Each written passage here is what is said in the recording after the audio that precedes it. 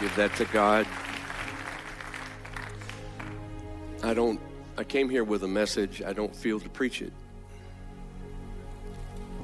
I'm sure somebody else picked up on that last song that they were singing. I feel like the Lord was moving in here, desiring to get a little closer to somebody. And I don't think we need to just miss that.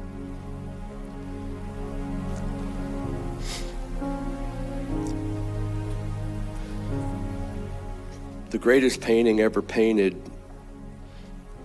I believe, was a work by Rembrandt. It hangs in the Hermitage Museum in St. Petersburg, Russia. It's a life-sized painting, and its title is The Return of the Prodigal. And it captures that moment when the prodigal has come home. And he's kneeling in front of his father. And he's threadbare. He's got one shoe on. You can tell that life has used and abused him. And his father is welcoming him home. You can stare at that painting for a long time, and it just speaks to you. It's a timeless work. But there was another picture that I was reminded of while that song was being played, when they were singing My Beloved.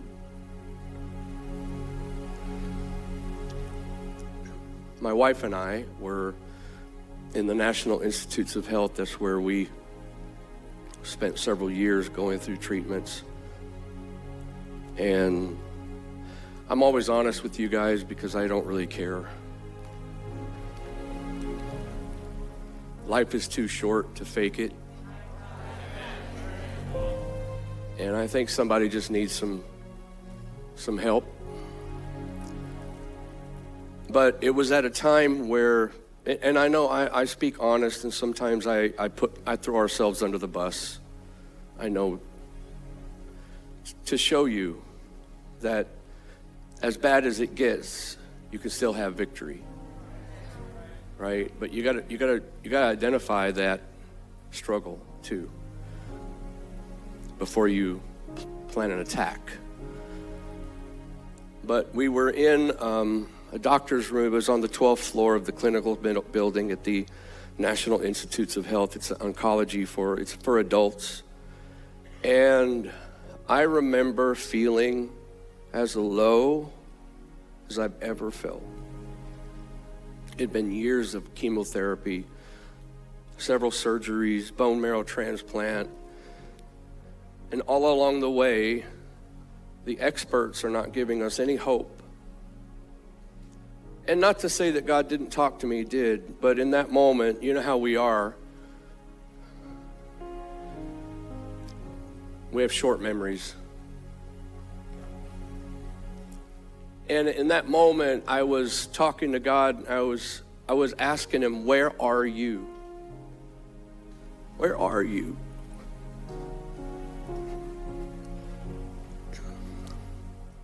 Why is there so much evil in the world? Why is there so much pain? If you can do anything, and I believe you can, why don't you? Why do you make us watch all of this that's happening? Why do you make us go through? I was just having a very human experience. And I began to ask Him, why are you silent? So I needed Him to speak. Where I was just overwhelmed with life. And in that moment, when I was contemplating the silence of God, I looked to the wall, and there was a picture there that shouldn't have been there. because it was for how to handle a child when drawing blood or giving an injection or doing something. And the picture was this.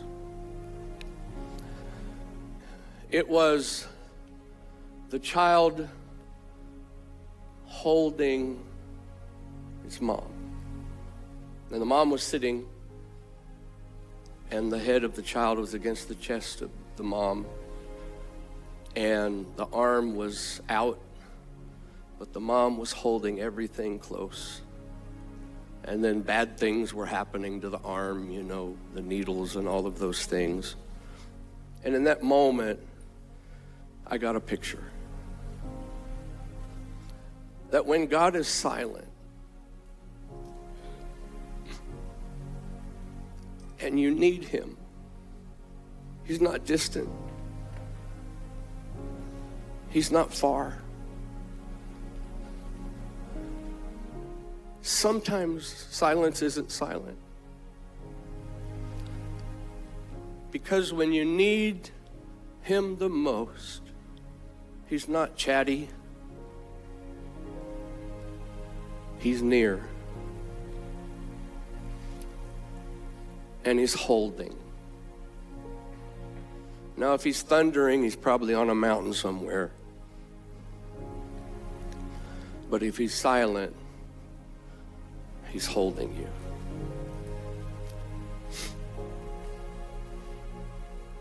And I began to feel his presence in that room. And when you really value the presence of God, nothing else matters. Because in his presence is fullness of joy.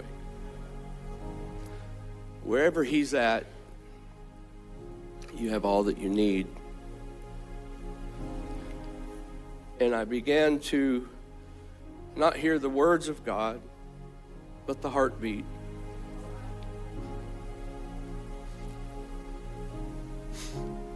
And silence isn't silent.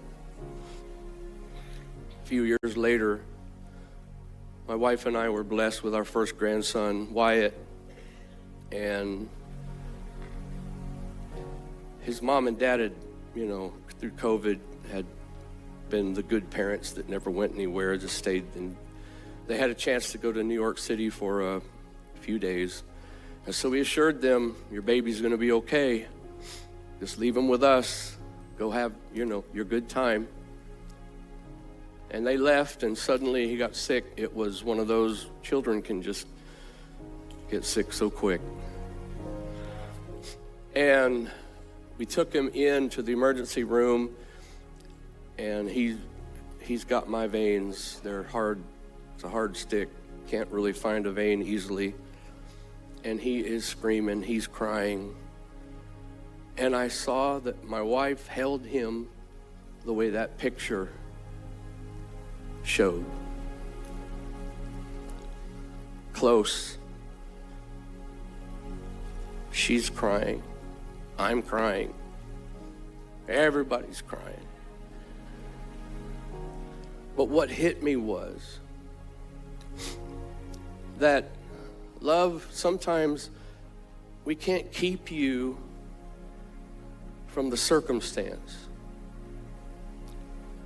Because we're in this world. This world is full of sorrow. It's trials and tribulations, but we can be with you. And I realized that there was another layer to that. Not only was he close, and not only was he intimate, but he was also crying too. And there's scriptures in the Bible where it talks about that we were going through things and he felt our condition. He felt our infirmities, and he said, where were you when I was in prison and you didn't visit me? When I was hungry and you didn't feed me? When I was thirsty and you didn't give me drink? Where were you? And he's letting us know that what you feel, he feels. When you hurt, he hurts. And sometimes we miss the signals and we get offended at God. And if we could just breathe a moment and stop demanding, God, you've got to do it my way. You've got to show up when I ask and exactly what my expectations are. But if we could remove those expectations,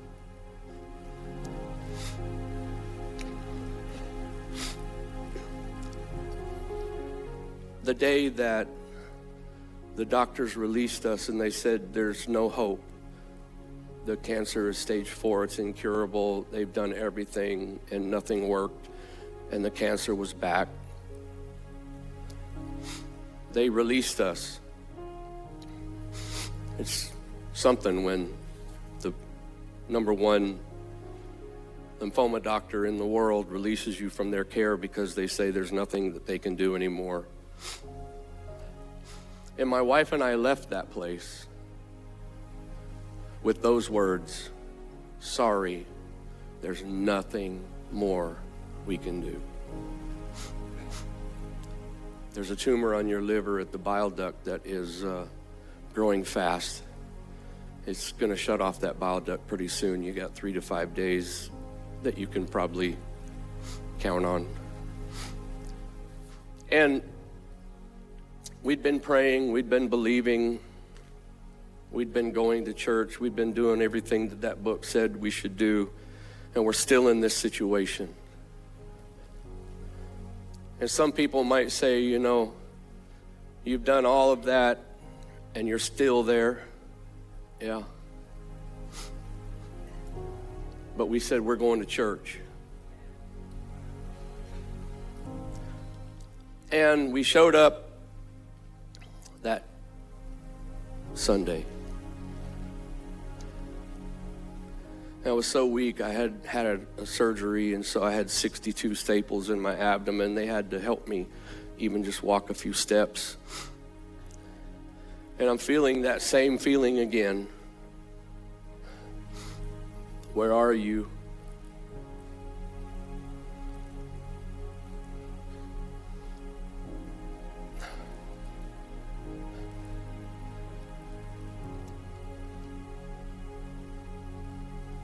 But then, I don't know when it happened. I don't even know what was going on in the service. But I overcame all of that. And I found myself in the altar. Just me and him. Nothing else. I wasn't asking him for anything. I had no expectations. I had no demands. They just said it's over. I hadn't lived my dreams. I knew I hadn't completed my work, but apparently it's over. I'm not going to stand here and say I had a lot of faith that it's going to be okay. You know, I'm not worried. No, it hit me. But I got down in that altar and started walking around. Church was going on. It was a big church. Didn't care about them. Couldn't even see them. When's the last time you just forgot everything else? And it was just you and him. Tomorrow doesn't matter. Yesterday fades away. It's just that moment. And I was walking with him. I could feel him. And I felt the pressure of his presence. It was like arms or maybe wings that were coming around me and holding me. And I was walking as best I could. And I began to say, Jesus is here. Jesus is here. Jesus is here. And at that moment, There was I didn't hear anything. He didn't reveal any great mysteries to me or answer my questions. He just held me, and then all of a sudden something hit the top of my head. It was hot. And it began just to flow through me. I knew what that was. I made my way over to Brenda and I said, Jesus just touched me.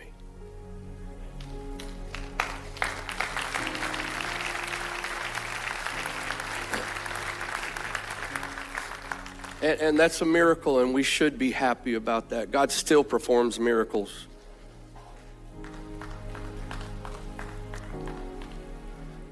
But when it comes to rank our values,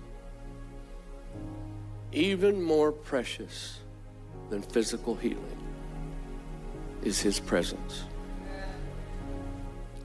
I'm here today because He healed me. But I'm here today because He's here.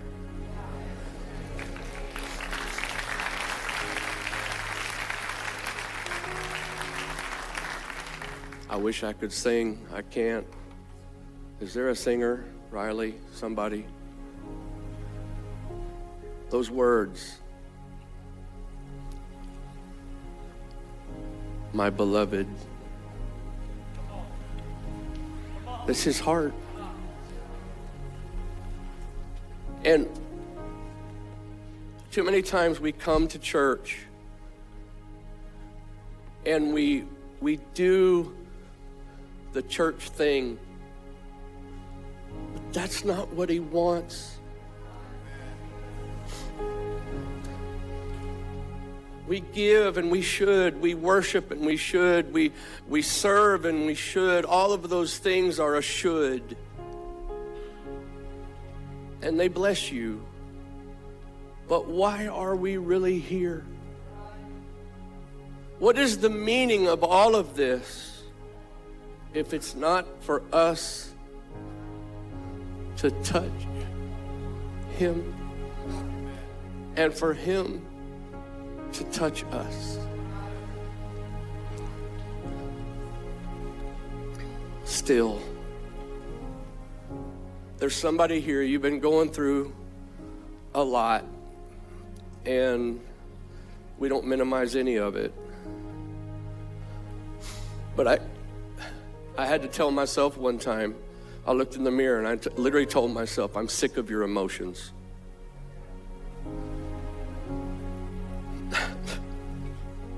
Emotions are human. God gave them. We're not supposed to cancel emotions, just control them. But I said, I'm sick of your emotions. Let's just touch Him. Let's just reduce it all down. Let's refine the reason we're here.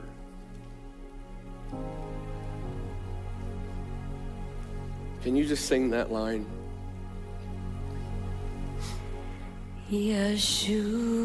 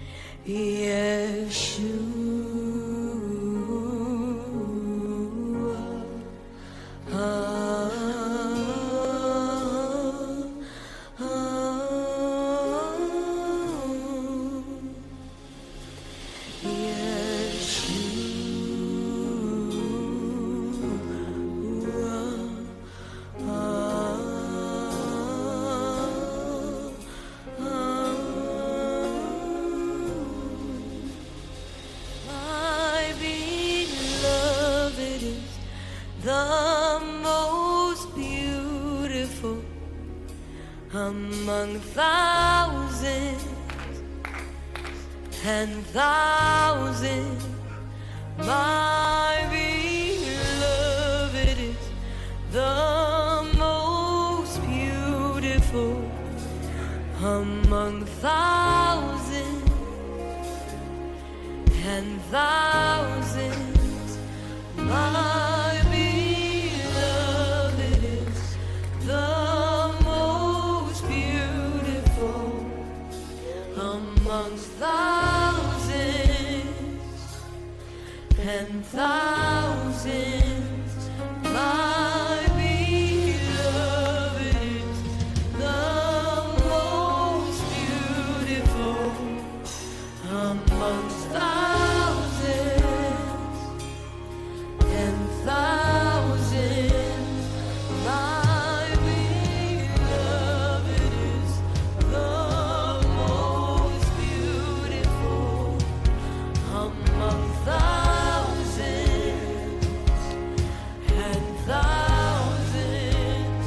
My beloved is the most beautiful amongst thousands. Come on, no agenda, Thousands. just you and him. My beloved is the What I need is you, my beloved. just you.